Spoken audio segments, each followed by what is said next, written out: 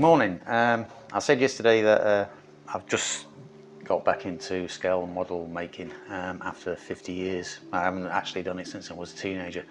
And I've built 2 models so far, and I'm working on my 3rd, which is the Airfix Lancaster B3 in 1/72nd scale. Now, one of the first things that I actually wanted to get when I actually started this hobby again was an airbrush. I did a lot of research on the internet, and I went through quite a few YouTube channels.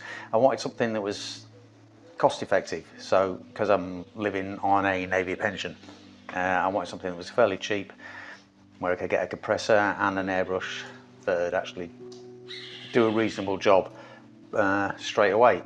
And eventually I decided on this, which is the Gaahleri, and it's got a compressor and an airbrush in the kit. They call it the Ambition series, and it's called a Seren Air compressor. It's got one of the lower level airbrushes in it, which is a CS36. So I thought I'd give it a go. I've seen a lot of videos about it, and they said it was nice and quiet and everything, and the airbrush worked fine. I wasn't expecting anything really accurate or absolutely brilliant. I just wanted something that had helped me do some scale modeling, and as I grow as a modeler, I want to be able to maybe upgrade the airbrush, but still use a compressor for the moment, because it's only for scale models. It's not going to be running constantly for hours and hours and hours, because it's just a hobby. So, and I wanted something that would fit on the desk, and this is what I ended up with. So I got the Ambition series, the Gaahleri. It's a whole kit, but the Gaahleri airbrush and compressor kit, and it's a GTS 06 compressor with a CS36 airbrush inside. So what I'm trying to do is get the lid off. Right, so we open it up, and what we get inside is we get a nice quick start guide. Now, the one thing I like about this quick start guide is it really is simple, and they laid it out very well. You just bring out the compressor, you attach one of the cup holders, which are these things here. Actually, it's the airbrush holder. So you slot it into the side, and you just rest your airbrush in that. So you've got somewhere to put your airbrush, so it's nice and safe. You're not going to damage the needle when you slot it in there. It tells you how to connect it. It tells you the connections you have. You've got 2 connections for air, so you can put 2 hoses on this, so you can run 2 airbrushes however you want. So, I mean, obviously you can't run them I don't know if I haven't tested it, but the idea is that you can switch airbrushes without a problem. But me, I'd rather have a quick release and switch the airbrush over that way. So I probably wouldn't never use a second port on here, and I really don't see how I really don't see how it'd be able to run on 2 airbrushes exactly at the same time. So it's not as if you could have someone with you working on something, then you working on something else and running the 2 airbrushes off the compressor. But don't take that as gospel, because I don't know whether it can or cannot do it. It tells you how to connect your airbrush. It tells you where the buttons are. So basically, the middle button is your on-off. The top button then is maximum pressure. The bottom button, minimum pressure. The right-hand button to increase the pressure, and the left-hand button to decrease the pressure. Now, this has got a pressure range of 15 psi to 27 psi, and it seems to goes up in 2 psi steps. It's very easy to change, so instead of having to turn a dial to try and get the pressure just right, all you do is just press a button and you go to the pressure you want. So I found that great. For me, that's perfect. Oh man, not very technically, well, I am technically challenged, should I say. Right, so it shows you here, it goes up here, it tells you what pressure to use for certain scenarios. So like I said, 15 to 21 psi, commonly used for detail spraying, 19 psi to 25 psi, commonly used for most spraying scenarios, and 23 to 7 psi, commonly used for priming metallic paint spraying. Now, this is just advice really, because this basically comes down to the paint you're using, how thin the paint is, so how much thinner you've put in the paint, and so it comes out of the paint really. I mean, but obviously the higher the pressure, you're going to get a broader stroke, and a lower pressure you probably get a finer stroke. But this has got a 0.38 needle, so don't expect like pencil thin lines, but you may be surprised. It tells you then just add the paint and anything is that you need to do, and then it's a dual action, so you need to push the lever down and to get air, and then pull it back to get paint. So double action. So if you know anything about airbrushes, you know this is a double action one. Yeah. So the further back you pull the lever, the wider or the more paint comes out. It also gives you a little thingy saying how to spray. You know, if it's too thick, if it's perfect, if it's too thin, you know, you're going to get like spiders. You get splattering if it's too thick, and you're getting a nice smooth pattern if it's perfect. But again, this all comes down to paint and mixtures as well as pressure, so it's down to you to learn how to use an airbrush, which I'm still doing, and get it how you want it. Tells you how to clean it, and then it goes on, it tells you how to strip it down. So you strip it down, take it completely apart to do a deeper cleaning, and then it tells you how to reassemble it. I mean, that's all there is to it. A couple of pages, it tells you everything you need to know about getting yourself going. So I was pretty impressed by that. It's quick and easy, and my dogs are going nuts for no reason. Right, inside the box, right, I've actually got my airbrush here. There's a cup.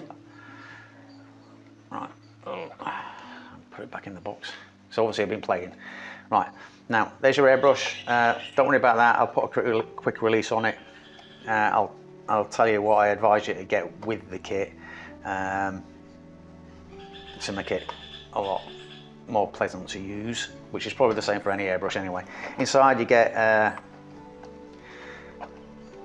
the actual compressor itself, a power supply, 2 holders so you can have 2 airbrushes, your airbrush, your cup, and underneath here is a 6-foot hose. So in here is your hose. Okay, simple as that. Right, I have got a spare one because I wanted another one just in case there was a problem with the compressor, and so it won't stop me spraying. So I've actually got one set. I've got my other one set up, so I have got 2 of these. Right, so that's that. Right. Now I'll show you, this is my little Lazy Susan. I'll show you what it looks like. Right, okay, we're back. I've got the compressor sat here on my little mat. Now, the power supply. It's one of these sort of power supplies, and I think it's 12 volt, and you just push it here and it goes in nice and firm. And what I have found is that a lot of products that I've bought before that have had these sort of power supplies usually pretty flimsy, and this feels nice and sturdy and firm. When it goes in, you know it's in, and it's not going anywhere. When you do first add the power and you put power on without actually starting the unit, it defaults to 21 psi, and there's a red light showing there, and as you can see it's got all the little indicators showing the pressures that you selected, and there's your maximum pressure, your minimum pressure, increased pressure, and decrease your pressure.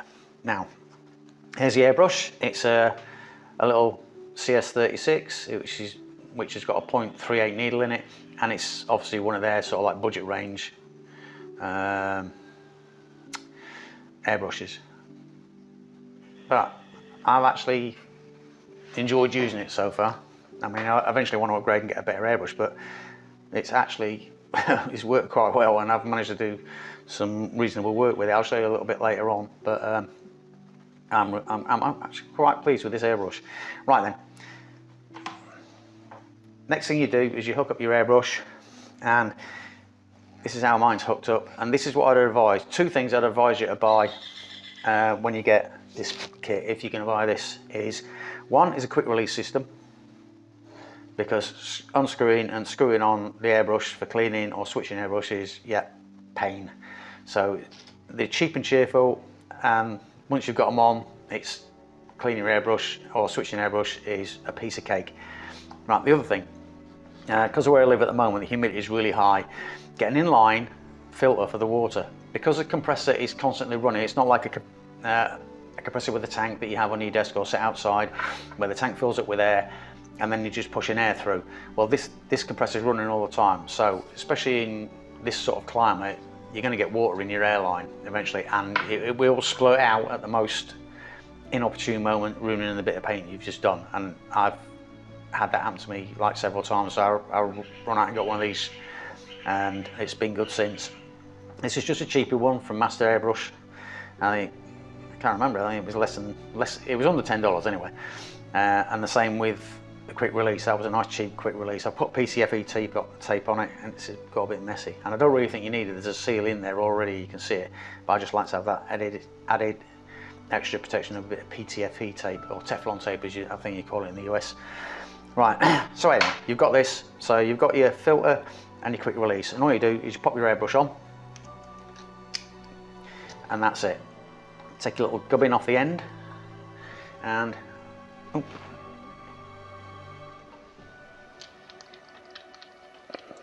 I forgot, and put your cup on. These are decent sized cups as well, they all got a bit of paint, and the lid for your cup. Inside, you'll see it's sort of like brushed steel. It's not completely shiny, but it does clean very easily.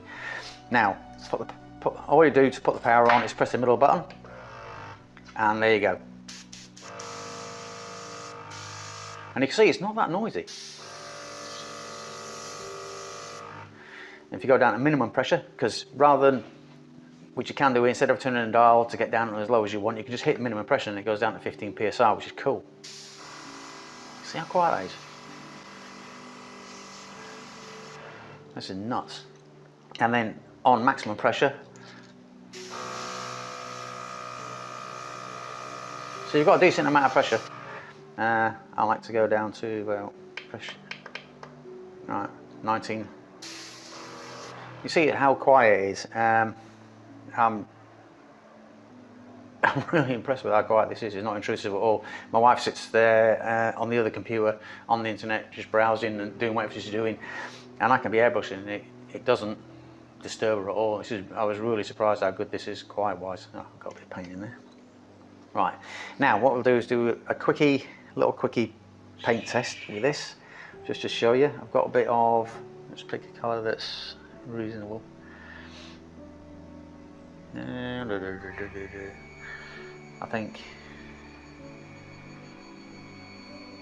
yeah, this green actually, because it'll show up better on the paper. Right. So what I'll do is, because I'm using the Vallejo Model Air paint. So you don't really need to thin it. Airbrush flow improver, thinners, all the bits you need to get your flow however you want it. Right. One tip I've always been told was put your thinners or your airbrush, if you're not mixing it in, because I normally mix it in a little bit of glass if I'm doing quite a lot, but I'm just going to put a couple of drops in there just to show you how the airbrush itself works, and we'll try different. Right, I've just got that minimum pressure anyway. Right. Oh, actually, change my mind. Got maximum pressure. Just to we'll start off with that, because it's just a broad brush. Right, anyway, if I'm going to do like a decent area, I'll mix in a glassing. I was thinking of using plastic ones, you know, the little ones that you use for jelly shots or whatever it is. I don't know what they do these days, but you can get whole sacks of them little plastic ones, which would have been ideal for mixing paint. But just down the shelf, yeah, I found these little tiny shot glasses, and it worked out at 30p each. That's UK 30 pence. And I was thinking to myself, I'm going to get through loads and loads and loads of plastic cups, yeah. Whereas this, I'll buy 2 of them. So I got my 2. I'll buy 2. That's 60p. So it's less than £1, and actually it works out. I think it probably works out about $1 for the pair. Not even that. If you're going to go US money. And I was thinking all the plastic that I'd be throwing away because of mixing paints. When this, as soon as I finished, I just clean my airbrush out. Also using this to blast the airbrush out, and then just wash it. And I'm saving. You think how much plastic you might be saving in like landfill sites, the amount of paint you're going to be mixing. So just a couple of these, and you're actually doing good for the planet as well. Right then, so we got that. So what we're going to do is model air. Say you can probably spray it straight from the bottle, but I prefer to have a little bit more control over it, even though I'm a noob. So don't take everything I say as gospel when it comes down to mixing paints and things like this. Right, but what we're going to do is I like to use the flow improver better, which will stop some of the paint sticking to the needle. So right, what I'm going to do is I'm going to put 5 drops of this in and 5 drops of paint. Right. 1, 2, 3, 4, 5. That'll do. Give the paint a shake. And just stick 5 drops of paint in. 1, 2, 3, 4, 5. Right, that's my paint in. Right, I've got my little brush. Where's my brush gone? Where's my mixy brush? Oh. Wow. I'll tell you what, stupid old man. Right, and then I'll just give it a squiggle around in the cup. I could have probably done it without the cup, but I've only got a little bit in there. Right then, so we've got this. Give it a quick doodle. Right. Now, this is on maximum pressure. And so hold it at least a fist back, yeah, because I've got it on maximum pressure. This is what I've been told, yeah. And then all you do is press down, double action, yeah, air goes through, start getting paint, and there you're getting paint. See how quiet it is? The more you pull the needle back, the more paint you get, and it's still atomizing really nicely. I'm really pleased. And keep going, keep going, keep going, keep going, keep going. And you've got this really nice coverage. See, it ate through that paint pretty quickly. I'm really pleased with how that works. I've got a little bit of tension on the, because you can adjust the tension on the spring, and I've got a little bit on there, so I like to feel it coming back. And I'm still learning, so even as a beginner, I can get a nice bit of atomization there. Right, do a little bit more. 1, 2, 3.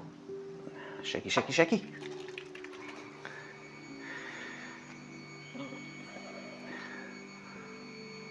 One, 2, 3, 4, 5, 6. One for his knob, right? Get in here, give it a squeegee.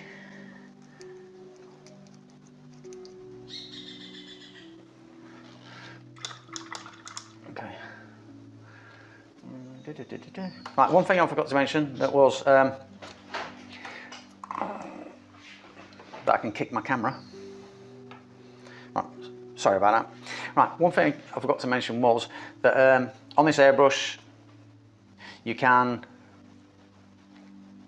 backwash basically, so which means you can mix your paint and also you can help clean it. So all you do is put your finger over the end of the nozzle, press the air down and pull it back and you'll see bubbles.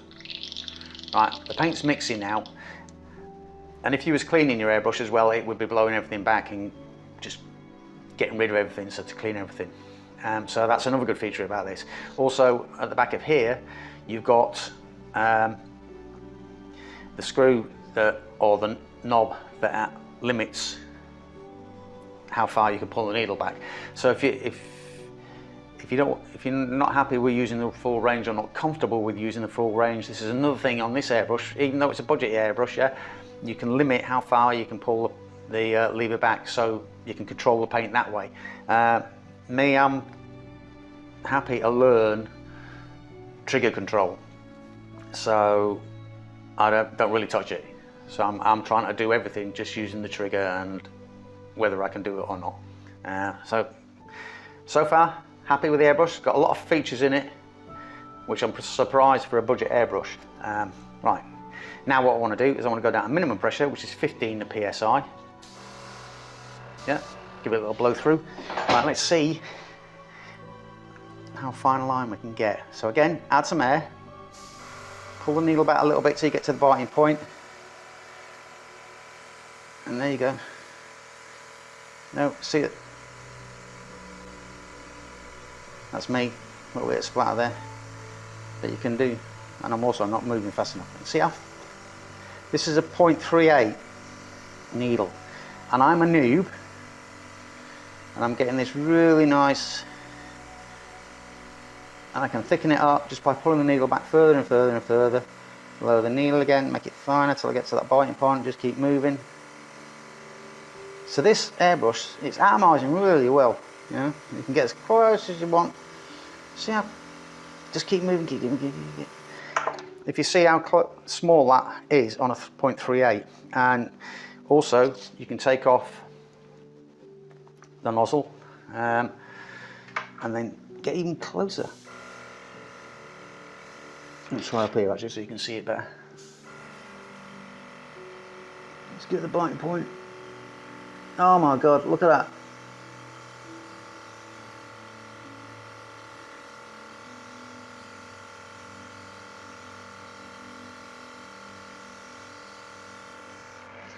See how fine that was with this 3/8.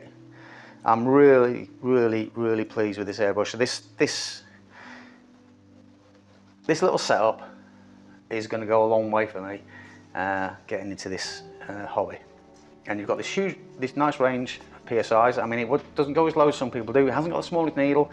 It's not the best build. It's not everything, but it's a little workhorse and it's fantastic. So I'm just going to pump that back up again. Like I said, you can go. That's the default pressure. See, it's so easy.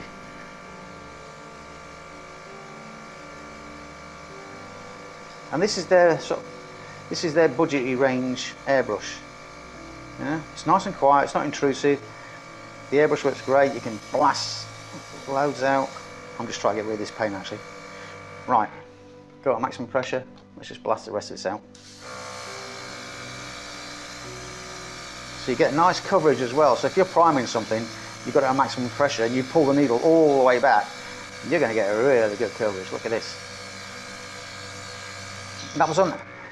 There you go. Right. Don't forget that was only like 5 drops of paint that I used on that. So in total, to do all that stuff that I did there, I used 10 drops of paint and 10 drops of Airbrush Flow Improver. So it doesn't eat through the paint that quick either.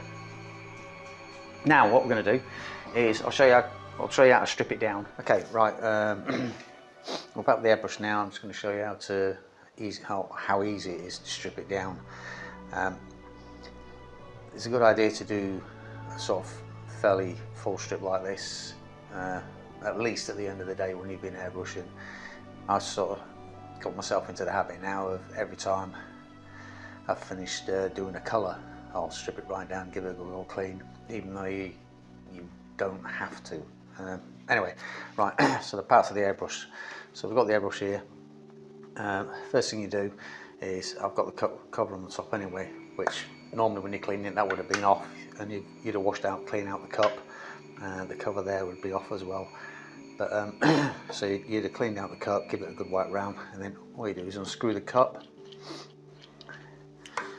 clean around the thread like that, and look down there, make sure that's clean.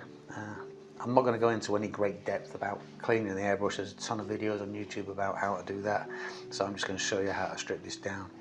Okay, so we've got the needle cover, or I can't remember 100% the name, but it protects the needle, protects your own, and you get different versions of this. So you just unscrew this a little bit first, but you've got like tons of different versions of this that allow you to do sort of wider spraying, finer detailed spraying, which protects the needle but allows you to get close. And this is just a simple one. So I'll take that away and put him down.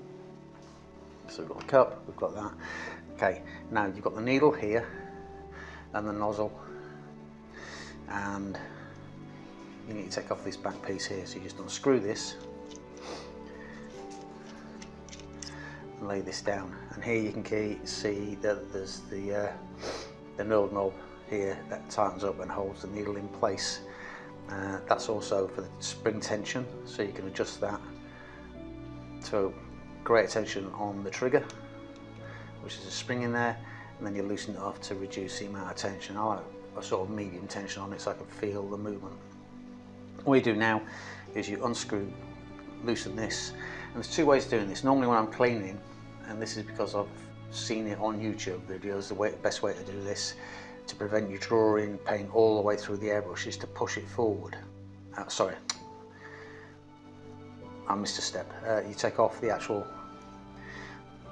nozzle cover, like so. This comes off. Inside here you've got the actual nozzle itself, and this has got a lot of little slots in it to allow airflow going through, and this is another piece of the whole nozzle setup. Lay all that down. Right, now loosen this, and as I was saying, the needle, if you're cleaning it, a good idea, which I've seen on YouTube, is that you push the nozzle, the needle through that way, so you're not drawing paint all the way through, but you can pull it this way to get it out. But at the moment I'm in the habit of just pushing it gently that way and then removing the needle this way. Tighten that little knob a little bit so you don't lose the end of it, and lay it down, and then you give the needle a nice good clean and put it away. Also clean inside where the cup sits, and that's basically all I need to do. I mean, you can completely screw it, take the trigger off, pull out the whole spring assembly and everything like this, but this is as far as you sort of need to go, really, just to give it a deeper clean. And it goes back basically in reverse, almost reverse order. When reassembling it, you need to be fairly careful. So the first thing you do is drop the nozzle in, oops, and it just self-centers. You just drop it in, put your finger on top till it drops right in there, so it's seated correctly. So as you can see now, that'll seat nice and correctly. You put it back on the airbrush, just screw it back on, make sure it's tightened up. If you don't tighten it up enough, what will happen is when you try and put paint through the airbrush, the double action is push down for air, pull back for paint. As you pull back, it'll push the air back through the airbrush, and you get the bubbling effect, as if you was cleaning, if that was loose. So you need to make sure that's nice and tight. That'll be one of the things when you actually start using it. If you find suddenly you're getting air coming through there, either you've got a lot of dirt in there and the air's coming back through the airbrush, or the nozzle itself isn't tight enough. So just give it a little nip to make sure that's nice and tight. All you do now is just loosen that slightly, pick up the needle, and then gently feed it through into the hole. Yeah, very careful, don't push it because it is quite fragile, the end of the needle, and you can damage it easily. Just push it gently forward. You may get a bit of resistance as it goes past the trigger, but you can just push the trigger down a little bit, which makes it easier. And you just keep pushing until you'll see it's coming through, and you'll get a bit of pressure, resistance there. Don't push too hard, just gently. As soon as you get that bit of resistance, tighten up this knurled knob, and that's the needle in place. You can do two ways now. You can either put this back on, but I like to put this back on to protect the needle. So just all you do is screw it back on. So that's the needle, the end of the needle now protected. And then this, you just jiggle it on. Can be a little bit of sometimes it goes on easy, sometimes it doesn't, and then you just tighten that back up again. And if you want to carry on airbrushing, or just reassemble anyway, just put the cup back on, put the cover of the cup on, the protector for the end, and there you go, and that's your airbrush reassembled. And it's simple as that. So basically that's how quick and easy it is to strip it down and put it back together again. So what I want to do now is just quickly show you a result of what I've managed to achieve with this. I'm working on the Lancaster at the moment, so here this is a Lancaster bomber in 1/72 scale, and it's a bit more difficult than the Spitfire, but some of the things I've been trying out. Basically all this colour here, a lighter sort of colour, is just gently put on with the air. It's just a general coverage with the airbrush, and it goes on great. Underneath obviously is primer. Then we move on to the camouflage pattern. You've got the darker green, and it's still not finished yet because I've got to do the darker green across everything else, so don't pay no mind to the little bit that's at the wing root there. But one thing that this airbrush has given me confidence to do, or at least try, was what's called a little bit of modulation. So instead of it just being flat So if I put the camo on the other wing here with a flat colour, it'd look okay, but it's not looking as if it's been sort of slightly weathered or anything, or a bit more interesting. But what I did try here was what's called a bit of colour modulation, and all I did was use a really watered down mixture of the same colour and added a drop of yellow and a drop of white just to lighten it as well. But it's really watered down. We're talking about 80% thinners to 20% paint, and then you just go gently in there and just make random patterns all around there and keep going out, and just keep going over and over and over it again till you get the effect that you want. Because you're only using sort of 20% paint compared to the rest of the thinners, you know, it takes a little while to start getting the effects come through, and the more you come through it, the stronger the effect comes through, I've been noticing. I do a bit of that on this, and I did a little bit of that on the green, and this airbrush has really given me the confidence to have a go at that.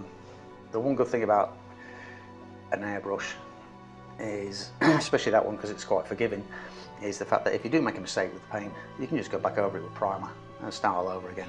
But I'm fairly pleased, considering this is only my third ever model of, well, yeah, I mean, using an airbrush, definitely. I've actually managed to get to a point where with this simple sort of like more budget friendly airbrush and the Serenair compressor, I've still managed to do a little bit of modulation and stuff like that. So this tool is a tool that's going to be with me for the long haul.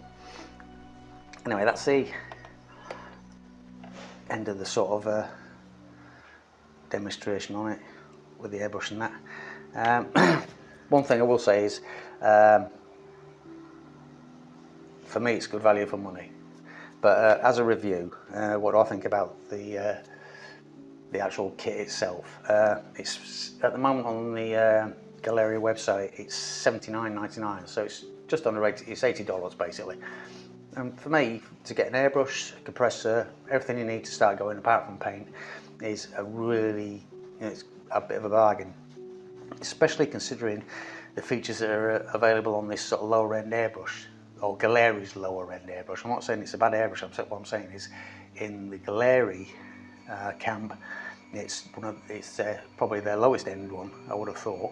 But the quality of the airbrush itself is, I'm really impressed with. I mean, the build quality is good, it's nice and weighty in your hands, the features on it, you know, you've got the trigger light limiter on the back, you've got the spring tensioner in here, and as you've seen, it does spray quite well, and as you've seen, you can do modulation with it, you can do finer work with it. So my review, is it worth getting? As a person who's bought it, definitely get it. So if you're in the market for an airbrush and compressor complete, and you're just starting out as a beginner, to me this is something you should look at.